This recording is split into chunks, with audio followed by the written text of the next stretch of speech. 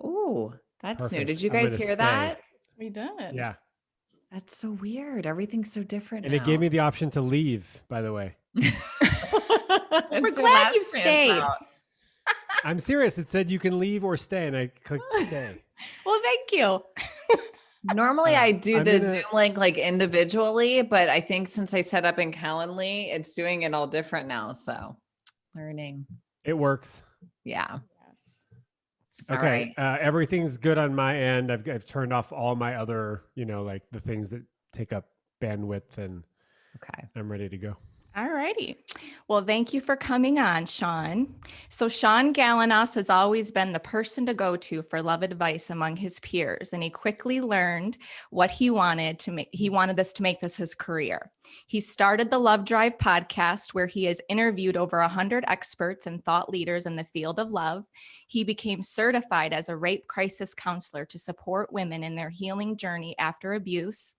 Shaun is helping many learn communication and intimacy skills for better, more loving relationships. Well, thank you for coming on. I'm super happy to be here. Yeah, that's my bio, I guess. Mm-hmm. Yep. We found one. I put that together. Yeah, amazing. You did a great job. I'm super happy to be here. Yes, thank you for coming. We really, really love your work. We do. And this is how we found you. So my friend and my friend is like, I think, how, on Instagram, it populates what you are into, that's kind of what pops up. Well, hers is all love stuff.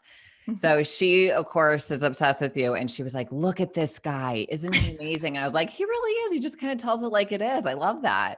And I was like, and he's like really accurate. So then I reached out to Shaun. I was like, I really want you on the show. And for those listening and wondering, like, where does this fall in line with health? We work with people all the time who, stress is their driving factor for their health issues.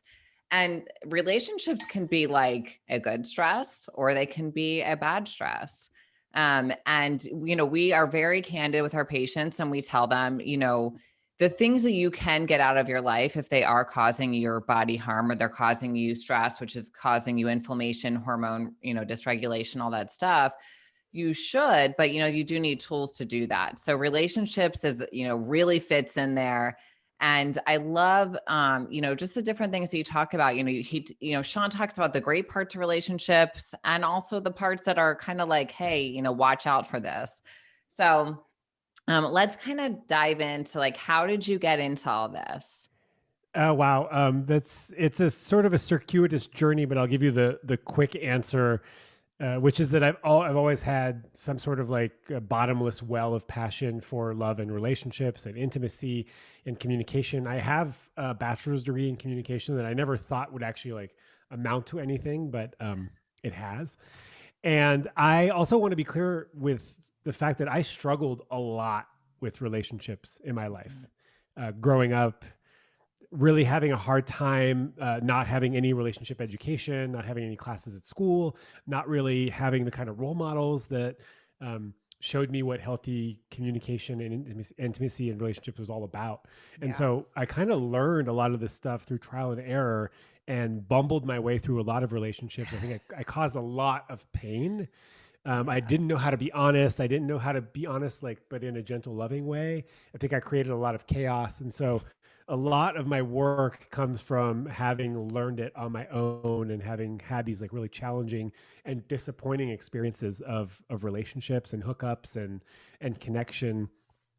Somewhere along the way, I was driving a taxi in San Francisco. This was maybe 7 or 8 years ago, and a friend said you should record your conversations with your passengers. And so it was fun. I put cameras, GoPros, microphones and lights in the cab. And then I would talk to people about sex, love, dating, relationships. And that's the original, the Love Drive, right? Driving around. Oh my gosh. Yeah, that's so cute. That's like my dream. It was fun. I'm gonna drive in the taxi.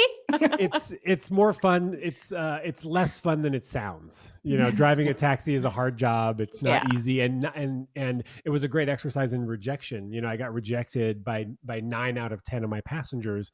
Absolutely did not want to be interviewed publicly and on YouTube about sex and love, right?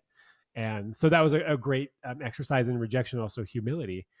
And then over time, I continued to develop content around love and relationships. I got certified as a rape crisis counselor. I did some sex education training, and then certified as a coach. And then I started coaching people individually and building courses on communication and intimacy. And that's been my main focus, is the podcast, interviewing people, experts, and also doing courses on communication and intimacy for better, more loving relationships.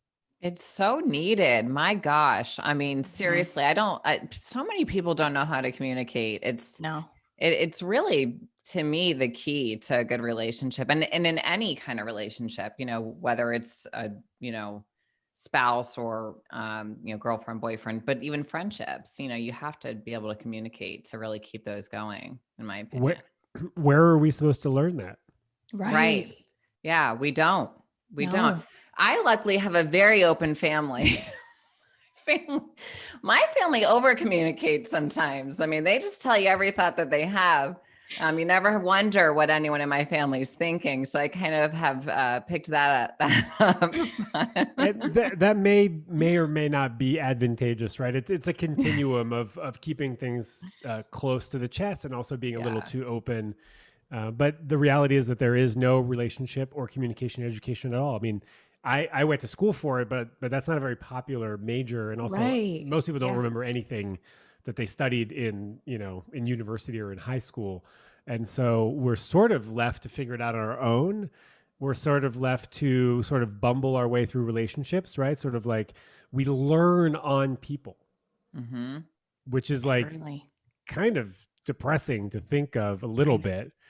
But also there's no real other option other than to find people sort of like me and other people that are trying to teach healthy communication. And the problem is that you kind of have to figure out what works for you and what doesn't, because there's a lot of really bad advice out there. Yeah. Well, you talk about normalizing talking about what you want in a relationship. So what does that look like, and why are people afraid of communicating their wants and needs with their partners?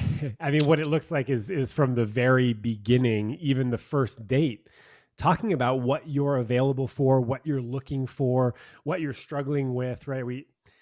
I think a lot of the advice is to play it cool, right? And to not share too much. And there is some truth in that. You don't really want to like emotionally vomit over a perfect stranger, right? There has to be some sort of like regulation and also reciprocity when you're communicating. It just looks like being courageous around what it is that you want and what it is that you're going through. And I think one of the things, the second part of your question is why are we so scared? And I think a lot of it is scared of being rejected, scared of somebody saying, ew, I don't want that, or I don't like that, or I think it's needy that you want more commitment from me. I'm already giving you commitment. How could you want more? And it's scary. It is scary, right? It is scary to be rejected. And at the same time, I don't think anybody's actually died from being rejected. Right. Feels like I mean, it does. I know. It does feel like it. I also think that the more you get rejected, the easier it gets. It really does get easier, sort of like exposure therapy. And also it really depends on how you look at rejection, right? So for me, rejection is actually quite beautiful, because it's the universe. It's actually another person, but I choose to see it as the universe saying, this is not for you. If you trust in me, I will serve up something that is more in line with what you want. I love that. That is so good. That is so good. It's that, or I fucked up. I'm a bad person and they don't want me. Right. And it's usually not about you, right? Right. Don't you think, Shaun? It's usually not about you a lot of the time. Sometimes it's just hangups that people have. It's both rarely about you and totally about you, like, and a lot of the stuff, like, you just can't change it. Right. Yeah. Like if you're dating someone and they find out that you have a kid because you didn't tell them on your dating profile, and they decide they don't want to date you anymore, like it's not about you, but you do have a kid, right? So it's personal to you, and you can't change the fact that you already have a family, and that might not be attractive to somebody else. But really, yeah, it's right. It's their hang up about not wanting to date someone that already has a kid, or about dating single parents. So it's both. It's both totally not personal at all and very, very personal. And ultimately, does it really matter? Does it really matter? I think we want to talk about exposure therapy. Just go on online dating, because wow, like after my divorce, holy crap, it was like, oh, this is dating now. I mean, it was so different. It was ghosting and all these terms, and you're like, oh my gosh, what is going on? It's awful. I know. But then you're just kind of like, oh, whatever, after you kind of see how it works, I guess, on there. I don't know. I think it can be very shocking at first if you're not used to those dynamics. Yeah. And they change over the years. They really do. Oh yeah. And so what was helpful for you as you like sort of integrated this new way of dating? I mean, I guess not taking things personally, you know what I mean? Just, I think, I kind of think that online dating is like The Bachelor, the show. And, if you think about that, the setup of The Bachelor, it's like one guy or girl, if it's whichever season you're watching, to 25 people. So if they find one small flaw in that person, in one person, they're like, well, I have 24 others. It's like very easy to let them go. Well, dating online is kind of like that too. It's very easy to, lose interest in someone when you have 50 people in your inbox. And that's a little bit, to me, I think part of the problem. There's so many options that it makes people kind of a little funny on there, so and they don't even have the courtesy to say anything. They just disappear. So. Well, there's a lot. Yeah, there's a lot going on there. I mean, at least in The Bachelor, you're getting to meet people in real life. Right. Yeah. And you can get a chemistry gauge. You can get, attachment styles and all sorts of stuff that's happening underneath the surface that you just don't have access to when you're dating online. I think a lot of people would be just over the moon to have 50 matches. I mean, the reality is that some people don't have any matches, and to them it's a very depressing experience and can be really hard on the self-esteem. Also, like you said, 50 matches sounds a lot like trying to drink water from a fire hose. Yeah. Like it's overwhelming. You get choice paralysis. They've done studies on this in, I forget exactly where, but basically they were tracking people who were buying jam, jelly at the grocery store. And they, purposely had like 40 different types of jams. People would get overwhelmed, walk away without any jam. But when they only had 6 options, they would just pick one and be totally happy with it. Right. Yeah. No, because it is overall, and it's exhausting. Like having conversations with strangers over and over and over and trying to think of stuff it's exhausting. And I think most of the people on there are just exhausted. I think probably the easiest thing to do is to schedule like a really short first date. Yeah. Like a 30-minute drink, max an hour, a drink or a coffee, and to just be upfront about that this is just sort of like a vibe check. Yeah. And, let's I love that, see a in vibe person, check. see if there's any chemistry. Yeah. See if we're vibing. Yeah. And I used to, when I was dating online, I used to always say like, oh, let's meet at 6. I have a thing at 7. And then if things were going really well, then my 7 o'clock thing would just magically I canceled. If you want to keep hanging out, maybe grab some dinner or something. That's a good tip, listeners. So if you're dating, I mean, it's not the most authentic thing, but it's also like, it's totally fine. We don't have to be it's fully reality. Yeah. Let's be honest here. Yeah. I think that people know. I think that they know. There's like, someone's like, let's just meet. Like they want to meet fast. And they want to have a drink. It's like, they want to see what you look like and seem like in person. If someone's like, let's go to dinner, they already feel like they like you and they are willing to put like that block of time out right up front. So it depends, but I think it's okay to just check the person out. Also, dinner can be Chipotle, which is actually 30 minutes, 30 to 40 minutes. So it depends really where you're going. That is true. 30 minutes and some GI issues for some.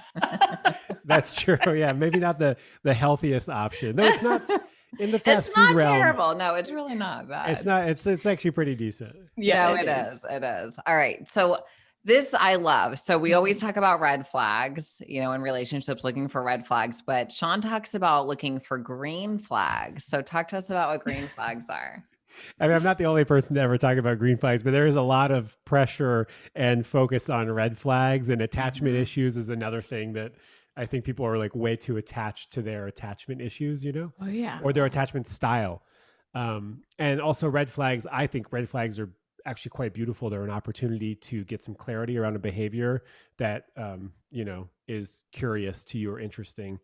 But green flags, we don't talk about green flags. We don't talk about, if the person is kind, respectful, and considerate, whether they're able to ask for what they want, whether they're transparent and authentic, whether they're able to set loving boundaries, right? To like say, no, that actually doesn't work for me, and to offer a compromise. Are they able to compromise? That's a beautiful green flag. Do they want what you want? Do you have similar values, goals, shared activities? There's so many things that we sort of overlook because we're too focused on, potential green flag or red flag. Like they mentioned their ex, like it's okay. You can, I have a friend, Your Diag Nonsense on Instagram, Todd Barrett's, who's a sex therapist. And he talks about the fact that it's actually quite important to talk about your ex and your last relationship or your last important relationships, in terms of like, what did I learn? What happened? How am I moving forward, having learned all these things? So I would say also self-awareness around your relational patterns as a beautiful green flag. I think that if someone talks about their ex too much, that's probably an issue. I mean, and if they do it like very, like, and they're angry about it and they do it a lot, it's probably like they're going to do that about you too. So get out of there. and that would be a red flag. And also a beautiful opportunity to say something like, hey, I'm really noticing you bringing up your ex a lot. Let's talk about that. Yeah. Well, like what's coming up for you? Is there a reason why you're bringing them up so often? It's making me a little uncomfortable. I kind of feel like maybe you're comparing me to her or him. And so I'm kind of curious if you're open to talking about that. That might be interesting and might give you more clarity. And they could say something like, yeah, you know what? I'm sorry. I am really struggling these days because of X, Y, and Z, right? Like we're having to be in contact more because our shared co-parenting situation has changed, right? So that might be like interesting to explore, or it could be like, yeah, fuck them. I saw him yesterday and it just brought up all the shit that I hate about them. And then you might be like, cool, I think I'm going to pass on dinner at this point. Right. Just drinks for me. Please and thank you. Check, please. No, I've had that. Where a person was like 3 dates and still every time talking about viciously hating their ex. And I was like, I think I'm out. Yeah, I'm going to tap out of that one really quick. Oh my goodness. So if you had to sum up, and I know this is broad, if you had to sum up the foundation of a healthy relationship, what would that be? Just with like your teachings, your work. I know this is broad, but I just want to hear your thoughts on that. Being present. That's really good. Especially this day and age with social media, phone, Yeah, presence, transparent communication, the ability to set boundaries, right? And also enforce the boundary consequences, right? A boundary without a consequence is nothing really. There has to be a consequence and there has to be enforcement of any sort of violations. So a healthy understanding of boundaries and how to apply them. Your courageous communication around your needs and your desires and your wants. A lot of fun. Like we're often talking about like work, but like, man, there's got to be an 2 to 3x the amount of fun and rest and play in a relationship. It can't all be work. It can't all be conflict. In any sort of life, we have to have fun, right? So how are you connecting in a fun way? And also, how do you connect intellectually, emotionally, physically, sexually? So various like tendrils of connection, because and all of these are going to sort of vary depending on where you are in your life cycle. So I guess that would be sort of a big picture view of what a healthy relationship would look like to me. I think laughing too. For me, if we don't laugh together, it's not going to work. I agree with you. And also I can think of like couples. I can just imagine like a couple serious people Yeah. in a relationship that just are always talking about like the latest economist article. Right. And they're just, that's their version of fun. Yeah. That's like foreplay to them. And that's fine, right? But like, I'm going to want to laugh for sure. But not everybody really like values laughter maybe the way we do. Yeah, that's like my number one. I think that's what I like. Like I can find a person who's like, attractive, but not like, knock you off your feet attractive. But if they're funny, forget it. You're super hot. Game over. Yeah. And that brings back, to our conversation around online dating is oftentimes, people swipe on physical characteristics that aren't actually at the end of the day that important for compatibility relationship, long-term satisfying relationship compatibility. Right. And that's why meeting in person is so important, because you can't always be funny on text with a stranger. I mean, sometimes you have to like play off each other in real life, to see a person's sense of humor.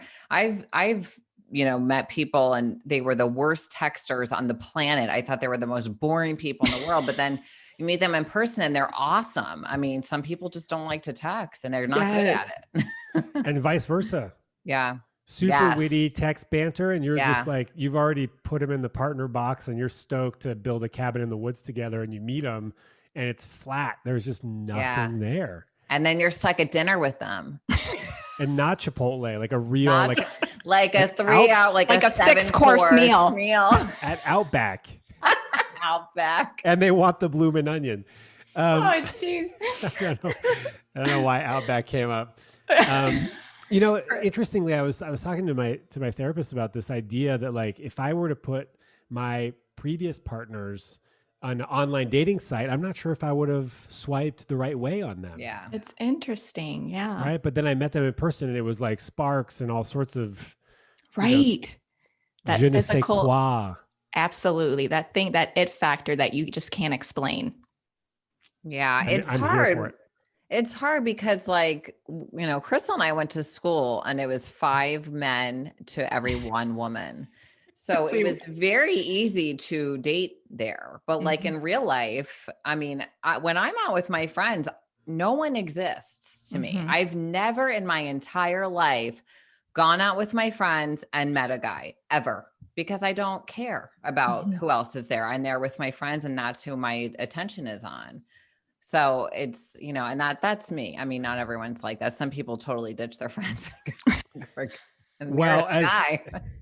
As a man, I'll tell you why you probably aren't getting a lot of people approaching you, because it's incredibly intimidating to approach a table of people and just I mean, I'm not even assuming that it's all like, power women, but especially if it's power women, there's no way. I mean, they're not happening. It's just not happening, especially. And also if you're there connecting, that means you're not giving eyes to other people. And so you're not even, there's not even a cue that might even be appropriate. And I think also with, Me Too and post Me Too, men generally some men are more cautious. Yeah. About how they approach and appear in public. And some men are just never going to care either way. Right. Very true. How's it been with some of your, with your work through COVID, like helping people with the dating and stuff through that? Yeah. I haven't been doing any like individual coaching during the whole pandemic. But I am like, I've got like my finger on the pulse, and I think for a long time, and my advice was like at the beginning of the pandemic, was like, hey, maybe this is a great time to like do you for a little bit, until we figure out what we're dealing with. And so I think the pandemic has been really challenging for a lot of people in a lot of different ways. And I saw the statistic yesterday that my friend Yana Talon Hicks shared, and she goes by the V Spot on Instagram, that 30% of people were unaffected by the pandemic in terms of their sex life. and 70% were. Which means that a huge majority of people are not having as much sex or connecting with people as much as they normally would or would want to be. So I think it's just been really, really, really, really hard for a lot of different people. Especially if you were single going into the pandemic. I mean, I know a lot of people were doing like Skype dating or Zoom dating, but that's not sex. No, it's not sex. Well, for some it might be. That's true. Yeah, that's true. And also I heard of a lot of people sort of finding like a friend with benefits, or sort of like bringing a sex partner or sex buddy into their pod and sort of using that as a way of getting intimacy and physical touch during the pandemic.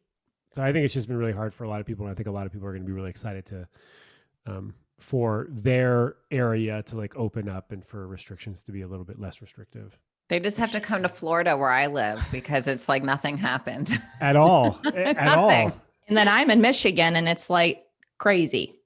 You can't go anywhere. You can't go anywhere. Yeah. It's starting to open up, but. Yeah, Florida is definitely the place to go if you didn't want anybody to tread on you in any way possible. Right. It's true. Let me ask you brought up friends with benefits. What do you think about that? Like, is that possible? Like, how do you do that? I don't know. I've never really successfully been able to have a friends with benefit. I've definitely like had sex like once or twice with a friend. And then we both realized that we're probably just going to stay friends, or like, or let's just be in a relationship. But for me, it's always been like, if I want to have sex with you, like I like you. I like you. Yeah. There's like, something else there. Yeah. Yeah, the whole friends with benefit thing, like I think it works for some people. I don't want to like poo-poo it as not an option. But for me, I've always been like relationship minded or sort of focused. And so it was either you're my friend or let's date. Right. And also I've never had a friend for years and been like, you know what? Let's just shouldn't go we? all in. Yeah. Because if I wanted to, oh God, I would have. Right. And I hate that. I don't want to, if he wanted to, he would. But like, if I meet someone and I'm interested in them romantically, then I'm gonna make that interest known. Yeah. And I see it. Like, I know it's possible. I think something like 30% of relationships start through friendship first. So I see it as being possible. But I'm always evaluating people in the lens of like, are you somebody that I want to be dating? Yeah. So even when I'm in a relationship, I can't turn that thing off, So yeah, the friends with benefit thing never worked for me, but I think it could work for some people. Yeah, I think that maybe one person at least involved in that is probably going to get hurt for most situations. There's probably one person that wants more than the other. And I think the way to make that work is to be really honest and transparent about what both people want. And communication. Communication, kind of boring, very basic, also hard to do. I know. But sort of the secret key to everything.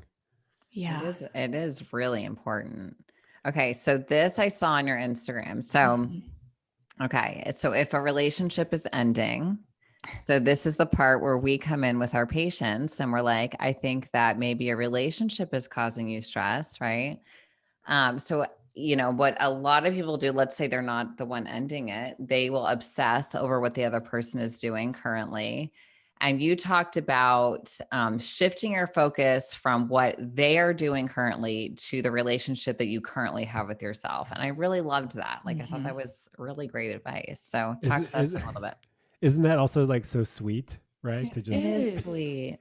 It is though. Crystal's like, oh, there's like hard eyes coming out. Dude, I'm just daggering you with hard eyes because you're so awesome. I know. I mean, I also know that my audience is like predominantly women, and that some ours.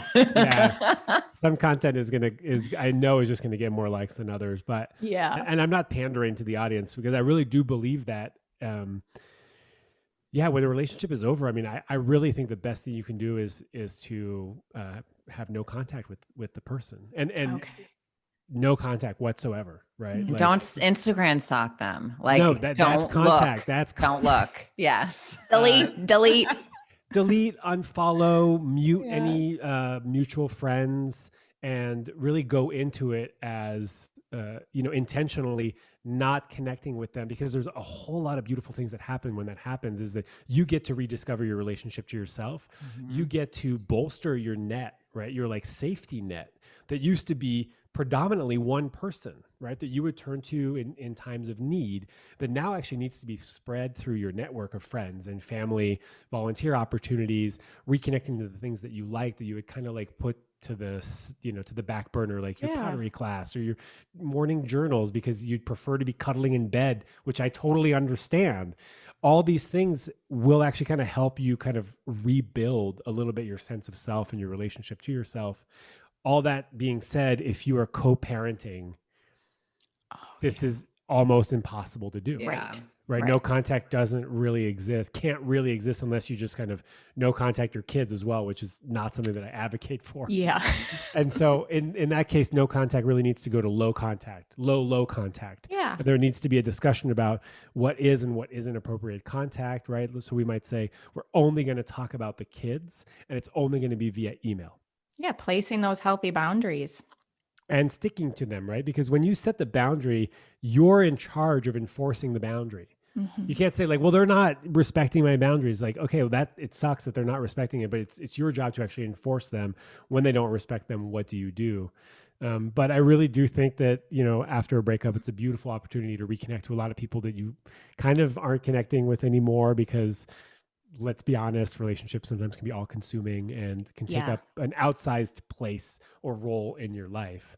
So yeah, it's a beautiful time to reconnect, and it really does make it easier to not see what they're doing. Right. Like I get a lot of things like, hey, my partner's like has a new girlfriend now, and that pisses me off. And first of all, I'm like, how do you even know that? How do you know? I don't look. I would never look. I would never, ever look. No, thank you. I will pass. That is too much. That is too much information. I can't handle it. I don't trust myself with that. Yes. And also I just want to say, if you are, grieving a breakup and you find yourself looking at your ex's Instagram, Give yourself. Yes. Krystal, go ahead. Tell us. Go ahead. You go first, because I don't know what I'm going to say. It's okay. It's okay. Exactly. Give yourself grace. That's what I was going to say. Some grace, some forgiveness. Like, man, if we could all just forgive ourselves for all the weird things that we do, quote unquote weird, we'd just be in a much better place. I'm going to take it in a different way, because I am like a tough love type person. I think get the fuck away from their Instagram. Like, don't look at anything. It's literally, it's a really form of torture. I am better not knowing. I don't want to know I don't care about your past. If we're dating, I don't need to know anything. And I don't care about what you're doing now. If we break up, it doesn't matter to me. Like, I don't dig at all. I don't dig, because there's no thank you. So okay, I agree. I agree with you. And also, like, if you find yourself looking, you don't have to flagellate yourself. It's okay. Don't be upset with yourself. Yeah, but just stop. Okay. Yeah. Okay. Fine. Wait, but you don't want to hear about anybody's past relationships? Like, see, I'm different. I ask questions. So, who'd you date? No, I don't care. No, well, you know what it is? Funny? No, it's not that I don't, if you talk about it, it doesn't bother me. But like okay, for example, if I was like, how many people have you slept with? And they were like 70, I'd be like, cool. It doesn't bother me. I don't go, holy crap, 70. Like, how did that happen? And like start driving myself crazy. I just don't care. I'm like, that was your past. It has nothing to do with me. Like, that doesn't bother me. So, or whatever you did in your past with whoever you did what, that doesn't bother me, unless it was like something that's a sign of maybe this is a pattern in this person. Well, good.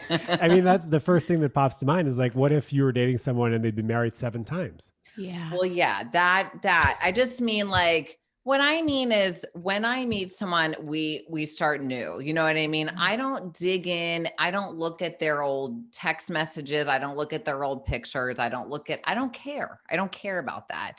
I don't go on their Instagram and dig in and see what they've done every day before they met me, because it doesn't matter to me, because I think that's just a way to drive yourself crazy. I am 100% with you on this. I actually think that when you start dating someone, you shouldn't follow them on any social media. It's way too much information way too soon. Okay. Yeah. So That's good advice. Yeah. I will, if I like meet someone, I mean, in the past, I have unfollowed them if we started dating. Really? And yeah, totally. I mean, back in the Facebook days before Instagram, we would unfriend each other. And then Really? yeah, absolutely. And then we would build a relationship, especially in early stage dating. I think this is where you can like really kind of spin yourself out, look at old photos and be like, who's that girl? And it's like his cousin or whatever. And, Right. it's just too much information, Yeah. information. I want to build it slowly over time in person or like over text or, FaceTime, whatever. But I really think that having access to people's social media at the beginning stages of relationships is really dangerous. I think it's a personality thing because I will never look back at their past, like stuff on social media. I could become friends with you today. I won't look at anything you've done. I mean, I really don't even have personal social media anyway. I have my professional Instagram page, but I don't have it. So it's not like I have, a slew of men that people be upset about. I don't know. I think you're cut from you're like a different breed. I think most people, when they start, they're in that infatuation phase. They just they want to dive in and they go deep. Yeah. I don't want to know. You have some, I mean, you have some sort of self-control or some Jedi tricks that I got married before social media, so I haven't even dated in this era. It's crazy. Poor Krystal would never make it. I would just be a little hermit in my house. Yeah, you might be a little too sensitive for. I just might. Well, I don't wish it on you. I don't wish it on you. I know. I don't wish it on anybody. and it's just part of life. It is part of life. Yeah. If you want partnership, I mean, online dating doesn't have to be part of life. It absolutely doesn't. And I might even argue that it's quite a bit of, it can be a waste of time. The amount of time you spend, swiping, matching, chatting, just to meet up with them at Chipotle to find out that there's zero chemistry, and you just wasted 2 hours or 3 hours when you could have found that out, within maybe 3 minutes of meeting somebody more organically, which, let's be honest, has been hard because of COVID and the restrictions. Right. So it's sort of like a necessary evil. And I also see, the beauty in not using online dating if you can or are able to.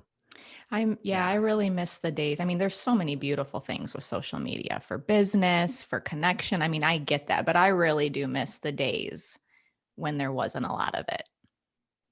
I really do. I'm just being honest. We just would meet people like out waiting for your table at a restaurant, or I know. Just in line at the coffee shop or at the grocery store. Well, you just see a lot of the newer generation too. They don't know how to talk to people, especially with kids with dating. They text, right? Like the kids, it's just wild. No one talks on the phone anymore. I love. Don't you remember when you had to call and you had to talk to the parents to connect to the person that you liked? Hey, Mr. Jones, can I talk to? They don't have to do that anymore. Mom, I'm on the phone. Yes. Yeah, Krystal and I talk on the phone probably 5 times a day. We don't even, and if we do text, we do the voice text because I cannot do back and forth too much texting. I don't like that. I'm like, I want to talk to the personal people that I connection. care about. Yeah. Well, one of the beauties of having the computer, if you're at your computer all day, then you're able to fire off text messages using the message app or whatever Android equivalent, which I find really helpful. There is this thing though that, we had to ask people whether they were in a relationship before we could ask them on a date, or we had to say hey, do you want to go on a date? And they'd be like, oh, I have a boyfriend. And you'd be like, oh, okay, cool. And then kind of slink away. And that was hard. And I think the tendency now is that just go to a dating site and those people are available and looking for the most part. I think actually there is a small, not insignificant percentage of people that are in relationships, not open polyamorous relationships, that are on dating sites that may or may not ever want to hook up. They could just be there to have fun or distract themselves or whatever, or actually looking for sort of extra relationship activities. So we had to put ourselves out there in a way that it was challenging, right? Getting rejected hurt. Yes. It hurt then and it hurts now. Yep. So I get why people aren't as I don't know, courageous or desiring of putting themselves in that kind of position. Yeah, for sure. I get that too. Yeah. Why don't you dive in and tell us a little bit more about the courses that you have for our listeners? Oh my God, I have so many.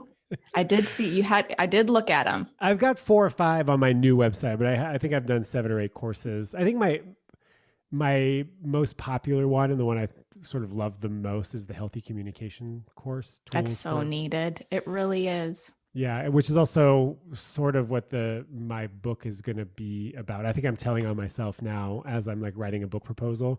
Okay. Which I've kind of put aside. So now I'm like, telling on myself. But yeah, healthy communication course on how to ask for anything, how to talk about hurt feelings and unwanted behaviors, how to say no with love, how to set boundaries, really how to make a request for anything in your life, and also a little bit on how to identify what it is that you want, right? I also have another course that I love called Getting Your Needs Met, which I feel is the key to a lot of fulfilling satisfaction in a relationship, right? Is learning to understand what are my needs, how are they different from my desires, how do I identify them, and then also how do I make loving requests for those needs to be met, and what happens when people say no. Because you are a sovereign being and so are the people that you're in relationships with, and it's okay for them to say no to some of your requests, and that can be challenging, but you do have a lot more options than you think you do. So Getting Your Needs Met and Healthy Communication are my 2 favorite courses, and the upcoming book is How to Ask for Anything in Love and in Life. Oh, I love that. You know how I am, Krystal. I ask anyone for anything. I don't have any shame. I think that's beautiful. How can you give us like a tip on that? Yeah, like I don't know. I think I don't fear rejection that much. I mean, I don't like it, but I know that it's a part of life. So I also, in my experience, have gotten what I've wanted most of the time when I've asked for it. And it's not that I ask for unreasonable things. It's that I'm asking, like when I wrote my first book, nobody knew who I was. But I reached out to people in the community who were all in, the health space. And I said, can I send you a copy of my book? Can I be on your podcast? Can I, whatever? And most of them would say yes. And if they said no, it would be because I'm busy or whatever. And I was like, okay, like that, that didn't bother me. I actually really appreciate honesty.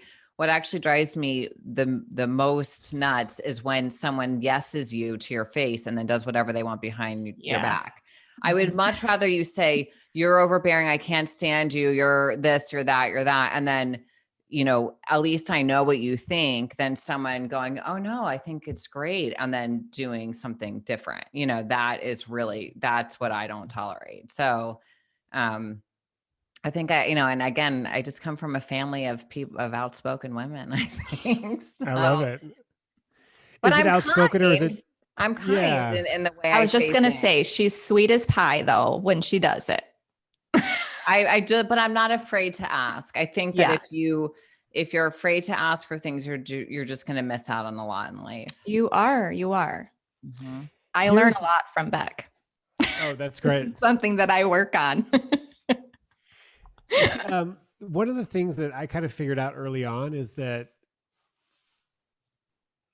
when I ask for something, it's on them to say yes or no.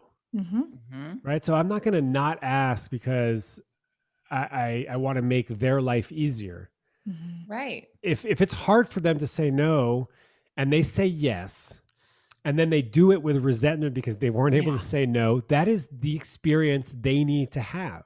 Right. If I ask you to come over and help me move a fridge and you say yes and you're resentful the whole time, you should have said no. And the price of saying yes is that you're resentful the whole time. And I'm not going to apologize about the fact that you said yes when you meant to say no. So I figured that out a long time ago. That's on them. Their answer is on them. I'm just going to ask. And if it's a no, cool. I'll just ask someone else. Thank you for saying no so that I can ask somebody else. And there's so many different life scenarios and factors and with the fear and all of that, right?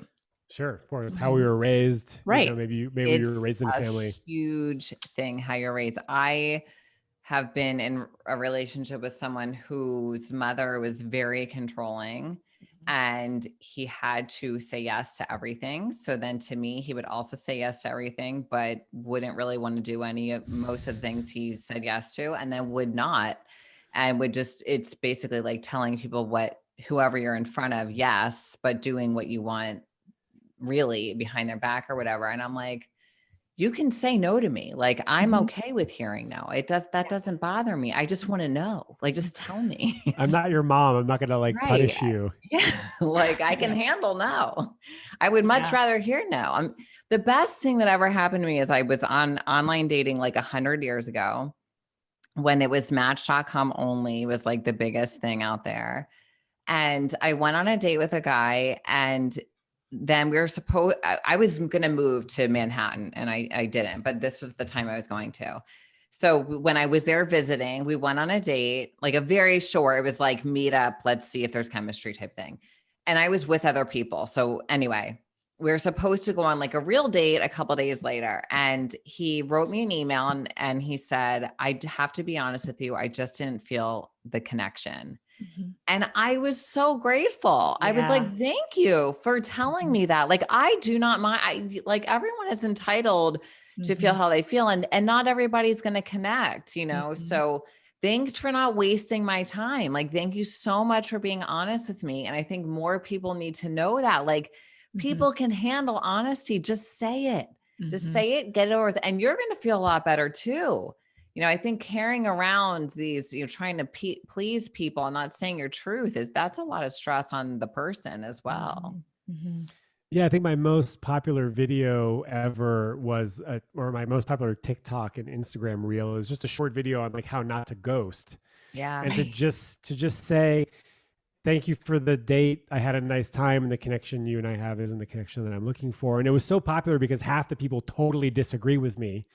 And I got to learn a lot about the fact that some men cannot handle rejection, and they get really abusive and stocky and like, oh, well, fuck you. Like, I didn't even like you anyways when they did. And so I understand. So they did. They did. They really did.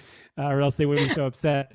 And so I understand, like, yeah, it's beautiful if you can be honest. And also if you're a woman and you need to protect yourself and you don't feel safe being that honest, then do what you need to do. But if you're a guy, for the most part, and this is kind of gendered, but also some of these dynamics are very gendered. Yeah. Just tell someone you're not into them if you're not into them. Do them a favor. I mean, seriously, the worst thing you can do is string someone along. What's that called? Breadcrumbing? I think so. All these terms. You don't even know anymore. Breadcrumbing, I think, is like when you're putting you got someone on the back burner and you just kind of drop a breadcrumb every now and then to let them know that like you're still kind of thinking about them, but not really. Like, miss you. Maybe likes on their bikini photos. The games. I don't know. I've been out of it for a while. Go hug Chris as hard as you can as soon as we're done. No, I'm gonna hug Chris. I want to hug Chris too. He's awesome. He is. Where is he? I got a good husband. He's the best. Oh, he's the best. I know. I had some family members who actually their old partners went up to them and said, why didn't you just tell me that you just weren't into me anymore? That would have saved me so much heartache, years later. Yeah. Yeah. The Band-Aid, just like, you can rip it off quickly and with love, Yeah. Be nice. Just say, you're a cool person. I don't feel that I don't feel that way about you, but I think you're a cool guy. And if well, that might work in early stages. That might not work in the more established relationship. Right.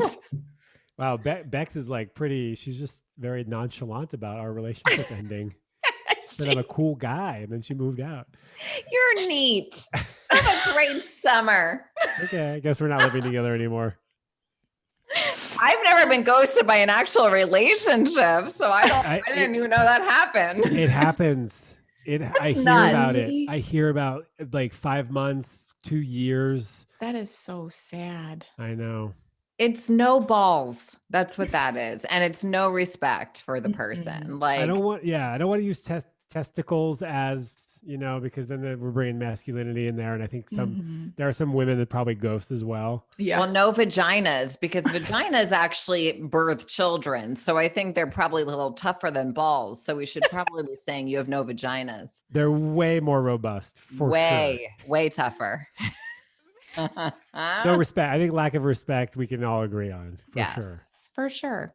And It's a lot of bad. fear. And a lot of fear of Yep. I think what actually comes down to is yes, lack of respect for some people, but also really a deep fear of hurting other people's feelings. Yes. And so just like you said, ghosting them and them not knowing how to clearly communicate that they're ready to depart. Or not wanting to hear it. Like people want to say, but they don't want to hear anything in return. And they don't want to be responsible for having hurt someone when, hey, the reality is you are going to hurt people. If you're going to be in a relationship with them, there is going to be some pain involved. And it's okay if you can sort of like wrap that up in as much compassion and care and kindness as possible. That's going to help. But I get it. I think it all comes back to lack of relationship education, lack of positive, healthy role models, and most people just trying to do the best they can, and a lot of people not doing that great at all. Yeah. This was awesome. Right. This was so good. I love loved this. it. Yeah. Me too. Tell everyone where they can find you, Shaun. Oh, on Instagram or TikTok at The Love Drive. And my website is shaungalanos.com. That's ShaunGalanos. And I'm available for speaking on love and relationship. And I have a whole bunch of courses. You can also go to thelovedrive.com and it'll forward. I just got a new website. Now I have to like say my name.com, ShaunGalanos.com. And it was a huge honor to be here with you both. Yes. Thank you for coming on. We just love your work. Thank you. So welcome. And thanks for being so open, like a good role model for other people. Just, awesome. It's just so great. Communication is so awesome. When you see people doing it well, it's just good. I'm doing the best I can. Yeah. We all are, aren't we? Learning every day from our life experiences. Totally. It's true. Well, thanks everybody for listening. And don't forget to leave us a review. Reviews really help us to reach other people. And if you loved this episode with Shaun, don't forget to mention Shaun's episode in your review. And we will see you next week. Thanks, everybody. See you later.